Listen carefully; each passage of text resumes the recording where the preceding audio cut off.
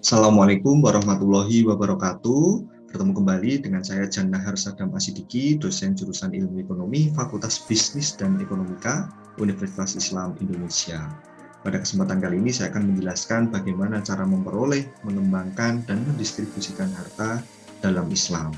Islam merupakan agama yang mengatur segala aspek kehidupan, tidak terkecuali bagaimana kita memperoleh harta, mengembangkan harta, dan juga mendistribusikannya. Hal itu tidak lain dan tidak bukan adalah bertujuan agar kita dapat mencapai falah, yaitu kebahagiaan dunia dan akhirat. Dalam konteks memperoleh dan mengembangkan harta, Islam jelas melarang melakukan transaksi yang mengandung segala sesuatu yang haram, baik itu haram karena zatnya, haram karena bukan zatnya, dan juga haram karena tidak lengkap atau cacat akadnya. Dalam konteks haram zatnya, diantaranya misalnya miras, bangkai, babi, dan binatang yang disembelih disebut dengan nama selain Allah. Dalam konteks haram bukan zatnya, misalnya diantaranya maisir, yaitu mengandung spekulasi yang identik dengan perjudian, di mana keuntungan pihak tertentu terjadi karena pihak yang lain harus kalah dan harus menyerahkan sesuatu kepada yang menang. Kemudian yang kedua itu adalah gharar, yaitu ketidakjelasan. Ketidakjelasan ini bisa tercipta baik dari segi kuantitas, kualitas objek transaksi maupun waktu penyerahan objek yang ditransaksikan. Jika ada ketidakjelasan dari salah satu atau semuanya dari hal itu, maka itu mengandung gharar. Yang ketiga adalah riba. Sederhananya adalah tukar-menukar barang ribawi seperti beras, gandum, anggur, perak, dan emas. Yang paling mudah mungkin sebagai analogi uang itu sebagai emas dan perak itu sebagai uang, maka selisih antara pertukaran secara tidak kontan dan ada selisihnya itu merupakan riba. Selain contoh kasus yang lain adalah pinjam meminjam uang yang ada kelebihan dan dipersyaratkan oleh pemberi pinjaman. Kelebihan itu adalah riba. Kemudian yang keempat adalah tadlis, transaksi yang mengandung penipuan yang bermula tidak dimilikinya pengetahuan yang sama antara pihak yang bertransaksi sehingga terjadi penipuan. Yang kelima adalah ikhtikar atau penimbunan, dilakukan dengan cara memanipulasi suplai seolah-olah barang di pasar itu langka sehingga dapat melakukan permainan harga dengan memonopoli sehingga bukan sebagai price taker tetapi sudah menjadi price maker. Kemudian yang keenam adalah bayi najasi, yaitu menciptakan permintaan palsu, merekayasa permintaan seolah-olah barang itu laku di pasar diminati sehingga dapat mempengaruhi harga di pasar dengan cara yang tidak dibenarkan. Yang ketujuh adalah riswah atau suap menyuap.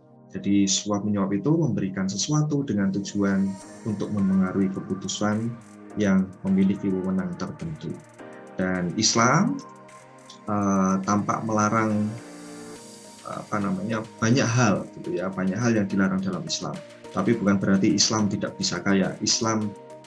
Bukan berarti Islam tidak bisa memperoleh kekayaan, keuntungan maupun tidak bisa berbisnis.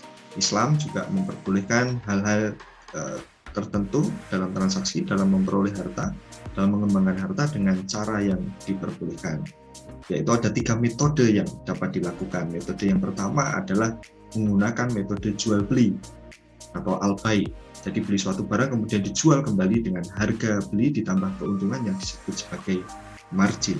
Di antaranya bisa menggunakan akad jual beli murabahah, musawamah, salam istisna, dan sebagainya. Akan saya jelaskan pada kesempatan berikutnya.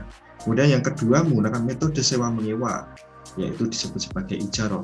Ada sesuatu yang disewakan, kemudian penyewa membayar biaya sewa yang disebut sebagai ujroh.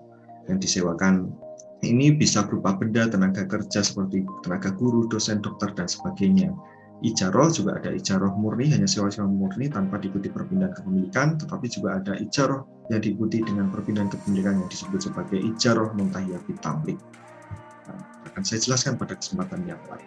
Kemudian yang ketiga adalah dengan menggunakan metode kerjasama atau bermitra dengan orang lain yang disebut sebagai syirkah. Pihak-pihak berkontribusi tenaga atau modal dan atau seluruh pihak berkontribusi modal dan juga tenaga dalam suatu usaha. Jenis syirkah ada banyak, ada mudharabah, ada musyarakah. Dalam kerjasama pertanian juga ada banyak juga, ada musakoh, muzara'ah, mukhabarah, dan masih banyak jenis yang lain yang akan saya jelaskan pada kesempatan yang lain. Jadi lengkap ya, bisa dengan cara jual beli, sewa menyewa maupun kerjasama. Kemudian selanjutnya dalam konteks mendistribusikan harta, Islam juga memiliki berbagai macam instrumen yang lengkap. Dari yang pertama adalah zakat sebagai pengeluaran wajib bagi muzaki yang mencapai nisab dan haul, dan yang kedua infak pengeluaran tidak wajib untuk di jalan Allah yang bersifat materi atau harta, kemudian sedekah pengeluaran tidak wajib untuk di jalan Allah yang bersifat tidak harus materi. Misalnya Bapak Ibu senyum itu sudah termasuk sedekah, jadi tidak harus berupa materi. Kemudian selain itu juga ada wakaf. Mungkin orang tahu wakaf itu hanya bisa dengan benda tidak bergerak seperti tanah dan bangunan. Ya, kekinian bisa dengan wakaf atau benda bergerak seperti uang, surat berharga, logam mulia, dan semacamnya. Semakin mudah kita untuk berwakaf. Kemudian selain itu Islam juga memfasilitasi mendistribusikan kekayaan melalui hibah, memberikan kepada orang gitu ya, sebagai hadiah dan sebagainya. Kemudian juga ketika sudah meninggal dunia, Islam mempunyai instrumen distribusi kekayaan yang disebut sebagai waris kepada ahli waris. Nah, jadi dengan berbagai macam metode yang diajarkan dalam Islam, semoga kita mampu memperoleh harta, mampu mengembangkan harta, dan mendistribusikan harta sesuai dengan ajaran Islam, agar kita memperoleh kebahagiaan di dunia dan juga akhirat. Amin ya robbal alamin. Jadi Islam, jadi sebagai Muslim itu juga bisa kaya karena Islam mengakui kepemilikan individu, kepemilikan publik, dan juga kepemilikan negara.